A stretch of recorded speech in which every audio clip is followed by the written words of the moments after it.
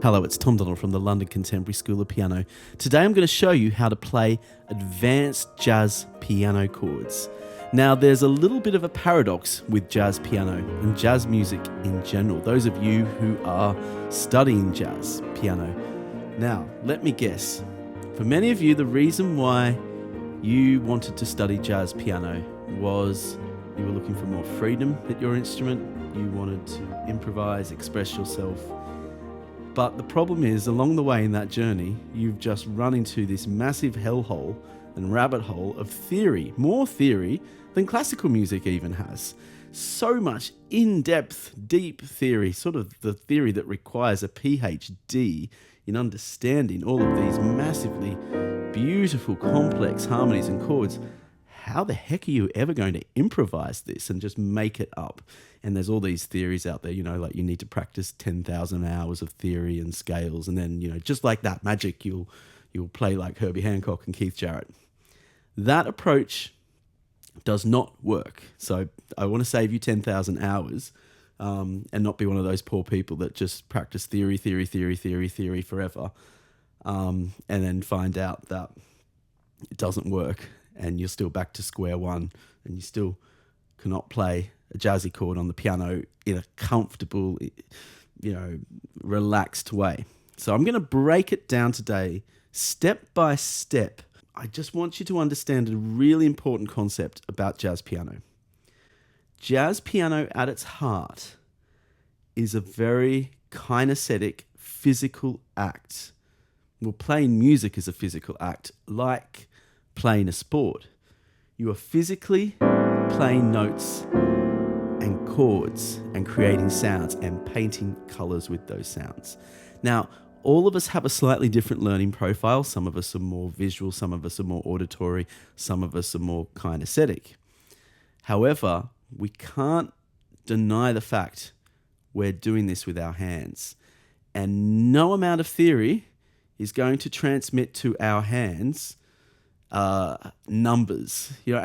Our fingers don't think in numbers. If I touch a hot stove, my fingers don't make a mathematical calculation about, augmented chords and, flattened sevens and so on before it decides to pull off. Our hands have an intrinsic physical characteristic.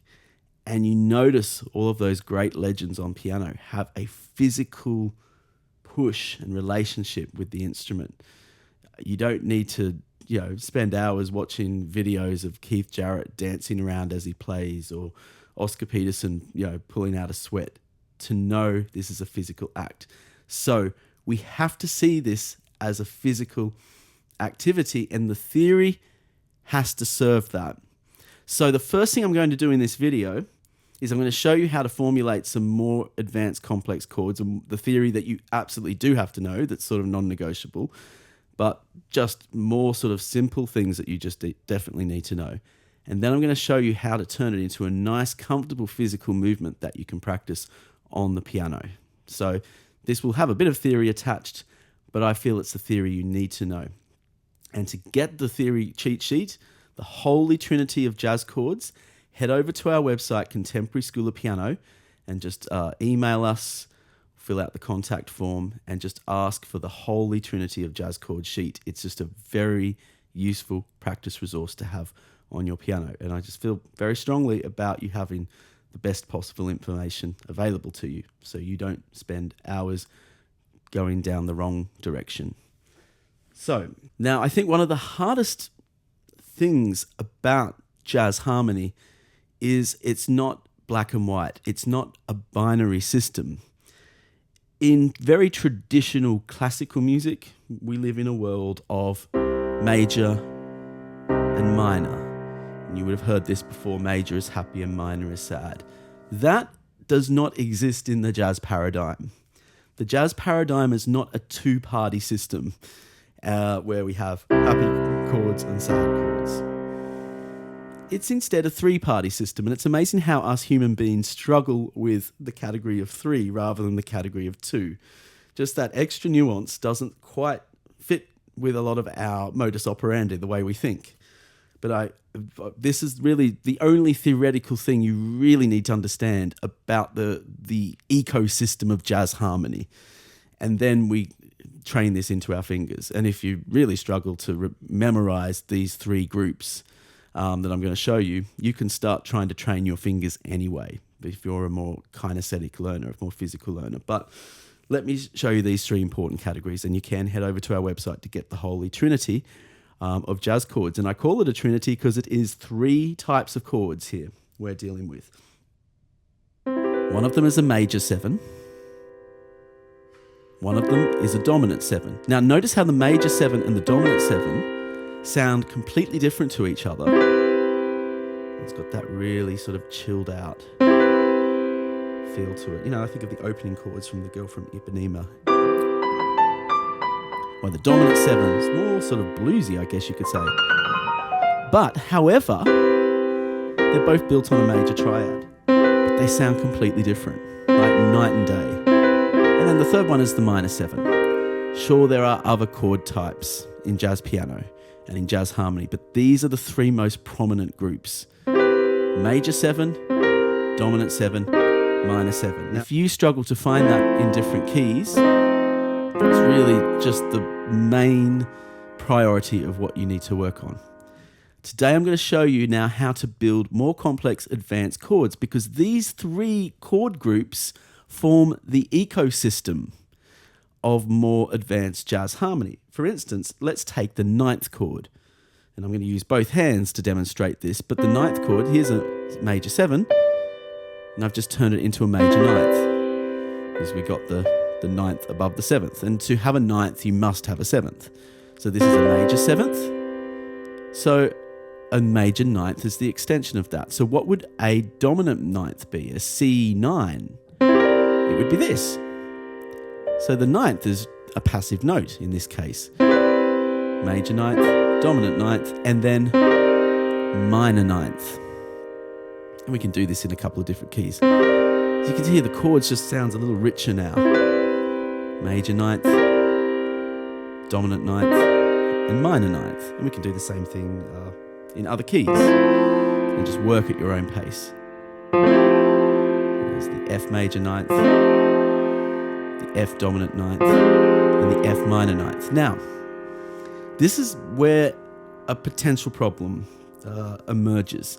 Many of you might go off and feel you have to practice that for 10,000 hours in every single key. That's not going to help you at all, because we're missing context, and then the physical activity is not going to work of playing piano and playing jazz piano when there is no context. We don't just sort of walk up to piano and just like play these disconnected chords. Well, we could, but it's not going to work very well. So now we're going to switch off the theory brain as much as we can and switch on our fingers' brains. Yes, our fingers are really intelligent. Give them some credit. Let them think for themselves now, even if your theory is still very basic. And if your theory is still basic, please just jump over to our site and get that Holy Trinity of Jazz chord sheet. So you've just got something to go by. So we're going to get a C minor 7 chord. I'm going to show you a beautiful, elegant pattern that occurs in so much jazz piano. So I'm not going to play this as a root chord. I'm not going to play it in root position. I'm now going to play with my thumb on the 7th. See, this is a physical instruction I'm giving my fingers. Thumb on the 7th. So now I've got my C minor 7 and I've got my thumb on the 7. Just put a nice octave in the bass and keep it very simple. So now I'm going to travel to an F9 from a C minor 7. And all I have to do, and again it goes back to context, all I have to do to get to this F9 is drop my thumb down a semitone like this. I keep all of the other notes exactly the same. And I'm on an F9. There's the root note, 3rd, 5th, 7th, 9th, in case you don't believe me. You don't have to believe me, actually. This is all about the fingers. Just find that C minor 7 and put the thumb on the 7th. And then you just drop the thumb down a semitone. You see, this is a simple instruction to give to my hands. I'm I'm just saying drop the thumb down a semitone. And I'm going from a C minor 7 to an F9. And I'm not playing the F in the right hand. I'm taking the root out of the right hand. I'm not going to want to play it like that. My hands aren't even big enough to do that. And why would you clunk all the notes together like that? It's unmusical. You see, there's context. I have prepared the F9. So the really amazing thing is the pattern between these two chords, C to F, is a perfect fourth intervals. And because of the circle of fifth system in Western music and in jazz, it's circle of fifths are used a lot. And because of 2-5-1, which is another pattern used a lot in jazz, this interval of perfect fourths between chords happens so often in jazz piano. So therefore, progressions like this are so common. So just by practicing them in a few other keys and just turning our so-called complex advanced jazz chords into groups of two gives us some really amazing tools we can put into pieces of music. And I'll give you an example soon. We're going to play Georgia on My Mind a bit later. So if we do the same pattern now starting on a D minor 7, see my thumb's on the 7, and now I'll just drop my thumb down the semitone. I've got the G9 now. 1, 3, 5, 7, 9.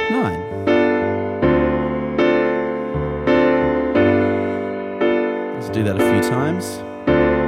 Just putting a gentle Latin on that. Just because my fingers feel like it, hey? I'll go back to the C minor 7 again. To the F9. You see, I've prepared that ninth really elegantly by having my thumb on the 7th.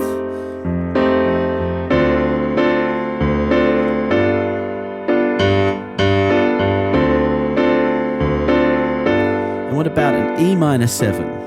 So I've got my thumb on the 7th again.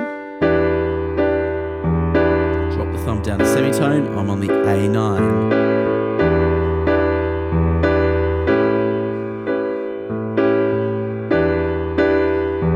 Okay, what about back to the D minor 7? To the G9.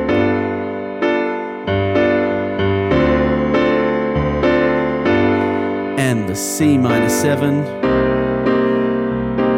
to the F9. And of course, I can do this in many different keys and patterns, but the bass or the chord is just moving in fourths, which is a very common pattern in jazz.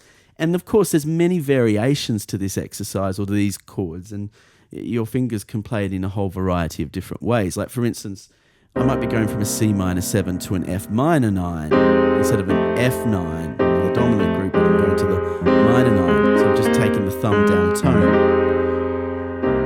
But these variations, these subtle variations between the chords, the principle's still the same. I'm preparing that more complicated, juicier sounding chord with voicing. And then that gives my fingers an easy kinetic reference viewpoint. So it's like you want to train these things, the fingers first, and slightly reverse engineer that theory. Just sit there and experiment, just moving the thumb down a semitone from starting with the thumb on the 7th. That sets you up for some really idiomatic jazz harmony without the heavy lifting. I mean, how many of you have stumbled on this video because you're still confused about jazz theory and you have a whole ton of jazz theory books sitting on your bookshelf and you're not sure what any of them have actually ever done for your playing? You see, it's because you're ignoring the physical side of it.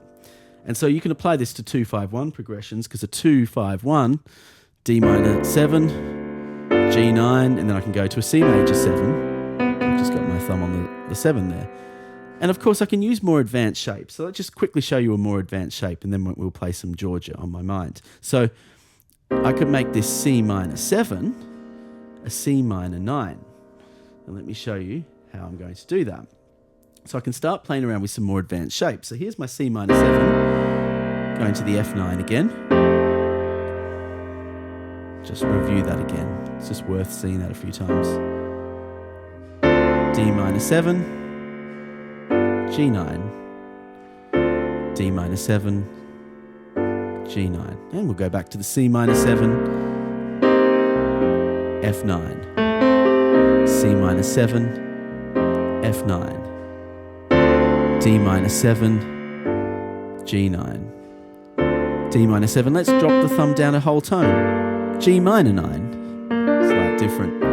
C minor 7, F minor 9. So here's where we can create a really nice variation of this. And you can start experimenting and playing a little bit off the chord to create these effects in the music. And you don't need to know what the theoretical terminology is for it. I really want to point that out. Knowing the theoretical terminology may really just slow you down. As long as you know your holy trinity of jazz chords, major 7, dominant 7, minor 7, head on to our website, contemporaryschoolofpiano.com, if you need that lead sheet to help you. But once you know that, you just want to expand on it, gently expand on it, and do your own things with it, play with the sounds. So all I've done here now, I've got my C minor 7, and I've just got that C, and I've taken it up a tone. And so I've dropped the C, and I've got a D there now. It creates a C minor 9. It's a really lovely, warm sound. So I've just played slightly off the C minor 7 to make this C minor 9.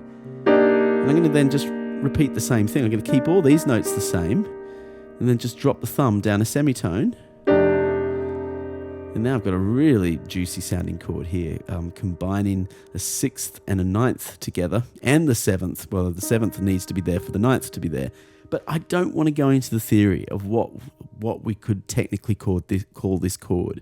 Because, by the way, there's many names I could give that chord. It's not even that the jazz academics or the academics agree on what these chords always should be called. There's not even an agreement on what the symbols should be for them. There's no universal system. On some lead sheets, it's triangles for major 7s. Others, it's capital M's and small m's. Seriously, it's a minefield out there. So you really want to get this into your fingers. Studying too much theory for its own sake won't help. But doesn't that just sound gorgeous? That 6th and the 9th together. And all I'm doing, I'm not really thinking about that second chord in the group. I'm only thinking of the first one. I'm positioning myself with that 9th. How do I set myself up for a lovely resolution to the next chord? I just drop my thumb and move the bass. I can do this in other keys as well. I can do this on my 2-5-1s. Let's do a 2-5-1 on this. D minor 9, G6 with a 9, and then C major 9. Just playing with my shapes. So let's get a composition now. Let's get the beautiful chords of Georgia on my mind. And let's have a look at these chords because they're really quite revealing. I was saying earlier that in a lot of jazz we have all these perfect fourths moving around the chords, and that opens the gates to playing around with our chords and adding extra dissonances without overcomplicating the theory, hopefully. So here we have an F major 7. So we've got an E minor 7 to A9. So there you go. There's another perfect fourth. E to A, that's a perfect fourth. D to G, that's a perfect fourth. A to D, that's a perfect fourth. G to C, the perfect fourth. I mean, they're everywhere in jazz harmony. These perfect fourth movements. So even when you're playing off a lead sheet, you don't need to take the lead sheet too much to heart, too literally. You could make that an E minor 7 on the first line to an A9. You could make it an E minor 7 to an A7. You could make it an E minor 9 to an A6-9. You can put 11s to 13s. You can add extra notes, extra dissonances, just by dragging fingers over other fingers, sustaining voices over other voices, playing with the shapes. You're sort of protected by the fact it's that perfect fourth movement. And within that, you can create color. And I invite you to experiment and try things with it in that regard. Take some risks as well. Dissonance in this type of music is we can really test the boundaries with lots of dissonance. It does not offend the ear because what we're aiming for is a smoothness in our movement, That's why just drop in the thumb. So it's almost as if the smoothness of the movement is more important than the complexity of the chord. I guess that's what I could say about it. It's definitely the case with players like Bill Evans. He can create the most complex textures, but he's getting there in a really simple, elegant way. So it's simple and elegant and complex at the same time, which is pretty cool. So let's now play these chords. F major 7. I'll have my thumb on the 7th. Why not? Georgia, Georgia.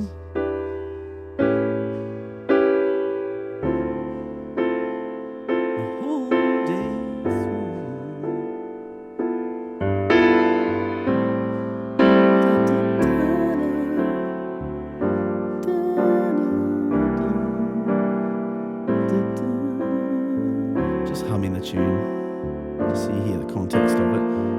So I'm just playing around with my shapes with these fourth interval movements. F major 7, Georgia, Georgia, E minor 7, A9,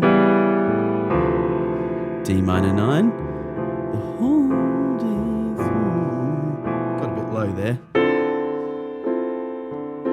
The whole day through. So that D minor 9, and then just dropping the thumb, that just leads us to that lovely sound of all of these ingredients in the pot, right? You've got the 3rd, the 6th, the 7th, the 9th. Again, I just prepared myself there in such a simple way, just by dropping the thumb. Got the D9 here, G minor 7, C9. F major 7.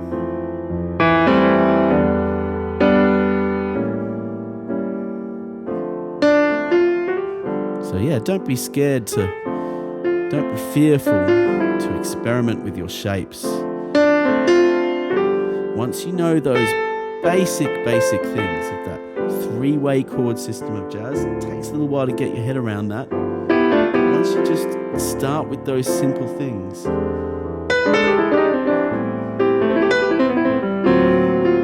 you then really play with it, rather than feeling you've got to go off and study more theory.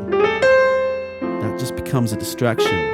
Rather than studying more theory, I strongly encourage you to study less theory, but determine what the right theory is. And that is the key.